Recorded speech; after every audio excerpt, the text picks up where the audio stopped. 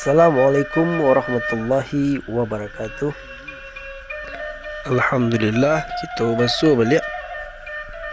Vlog nan kini kita di Bukit Tinggi. Kita kini berada di Jalan Muko Rumah Potong. Kini tempat parkiran baru. Kalau belok kate naik kate bisa tembus ke kebun binatang. Kini kita lewat parkiran atau stasiun di Muko Pasar Banto.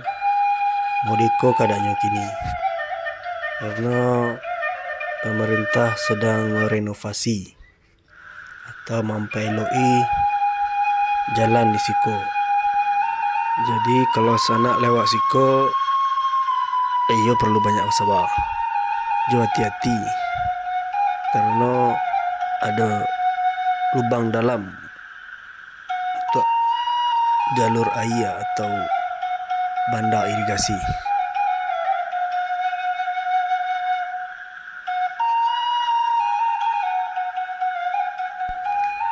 Selengkapnya perjalanan kita mulai dari Jambatan Limpapeh, Kampung Cino, menuju ke Manggih. Halo bentuknya kini. Mari kita celak bersama. Nonton sampai sudah ya.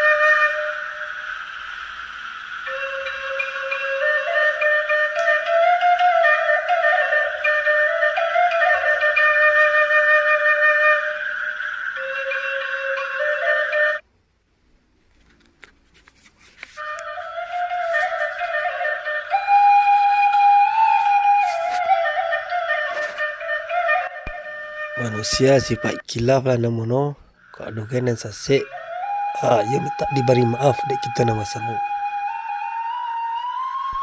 Segitu saya dulu vlog ini ko. InsyaAllah kita bersuah balik di vlog dan katiba. Assalamualaikum warahmatullahi wabarakatuh.